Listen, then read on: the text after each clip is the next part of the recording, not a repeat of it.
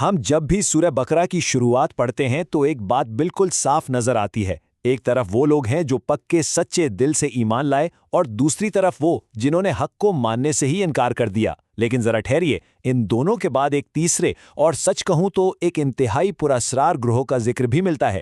یہ کون لوگ ہیں جو نہ تو پوری طرح اس طرف ہیں اور نہ اس طرف؟ آئیے آج اسی راز سے پردہ اٹھاتے ہیں۔ آج کے اس خاص تفصیلی جائزے میں ہم سورہ بقرہ کی آیت نمبر 8 کو بالکل منطقی انداز میں سمجھنے کی کوشش کریں گے۔ اس کے لفظی ترجمے سے لے کر اس کے پیچھے چھپی گہری تاریخی اور نفسیاتی جڑوں تک ہم ہر پہلو پر بات کریں گے تاکہ یہ پورا تصور بالکل شیشے کی طرح صاف ہو جائے۔ تو بات کو آگے بڑھاتے ہیں اور سب سے پہلے سیدھا بنیادی ماخذ یعنی قرآنی متن کی طرف چلتے ہیں تاکہ ہمیں اندازہ ہو کہ اصل میں بات ہو کیا رہی ہے۔ سورہ بقرہ کی آیت نمبر 8 کی یہ خوبصورت عربی الفاظ ہمارے سامنے انسانی رویے کا ایک بڑا ہی گہرا اور کسی حد تک چونکا دینے والا تضاد پیش کرتے ہیں۔ یہ چند الفاظ اپنے اندر پوری ایک نفسیاتی دنیا سمیٹے ہوئے ہیں، اور اس کا واضح ترجمہ کچھ یوں ہے: اور بعض لوگ ایسے ہیں جو کہتے ہیں کہ ہم خدا پر اور روز آخرت پر ایمان رکھتے ہیں، حالانکہ وہ ایمان نہیں رکھتے۔ تو یہ بات تو طے ہو گئی کہ مسئلہ صرف زبان سے اقرار کرنے کا نہیں ہے، اصل کہانی تو دل کی سچائی کی ہے۔ اب اس دوہرے پن یا جسے ہم منافقت کہتے ہیں، اس کو ذرا تفصیل سے سمجھتے ہیں۔ تفسیر ابن کثیر ہمیں بتاتی ہے کہ نفاق یعنی منافقت دراصل ایک بہت بڑا اندرونی تضاد ہے۔ اس کا سیدھا سا مطلب ہے ظاہری طور پر نیکی اور ایمان کا دکھاوا کرنا، لیکن اندر ہی اندر کفر و برائی کو چھپائے رکھنا، یعنی ظاہر کچھ اور باطن کچھ اور۔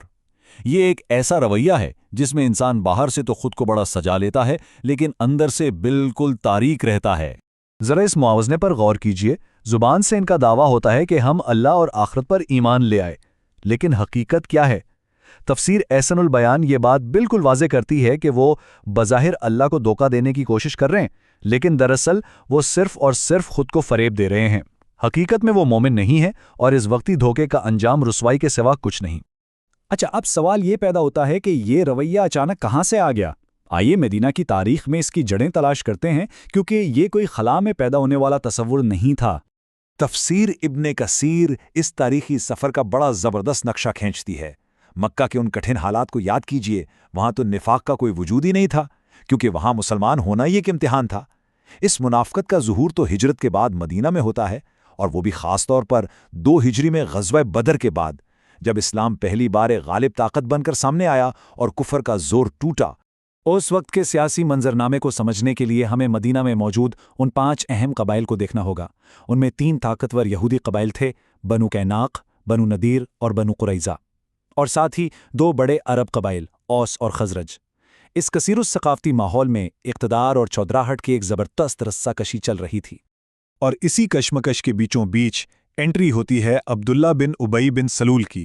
یہ قبیلہ خزرج کا وہ سردار تھا جس کی بادشاہت بس مدینہ پر قائم ہونے ہی والی تھی، لیکن جب مسلمانوں کی بڑی تعداد مدینہ آئی اور لوگوں نے اسلام قبول کرنا شروع کیا تو اس کا وہ بادشاہت کا خواب چکنا چور ہو گیا۔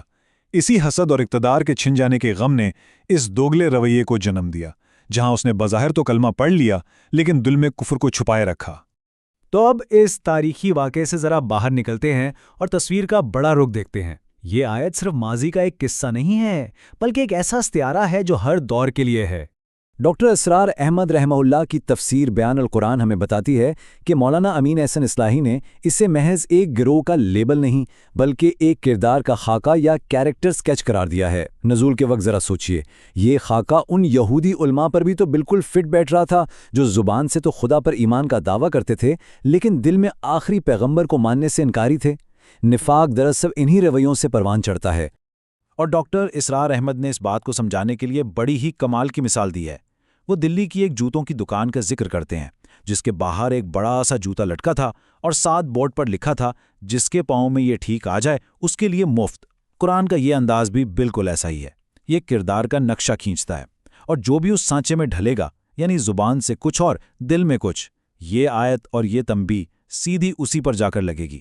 تو آج کی اس تفصیلی بحث کے اختتام پر یہ گہرا سوال ہمارے سامنے ابھرتا ہے، زبان سے اقرار اور دل میں کفر چھپانے کا یہ خاکہ آج ہمارے لیے کیا پیغام رکھتا ہے؟ علم اور سچائی کے اس سفر میں کہیں ہمیں بھی اپنا جائزہ لینے کی ضرورت تو نہیں؟ یہ آیات محض پرانی تاریخ نہیں ہے، بلکہ آج اس لمحے بھی ہمارے اپنے حساب کا ایک بہترین پیمانہ ہے۔ اور اسی غور و فکر کے ساتھ ہم آج کی اس نشست کو یہیں ختم کرتے ہیں۔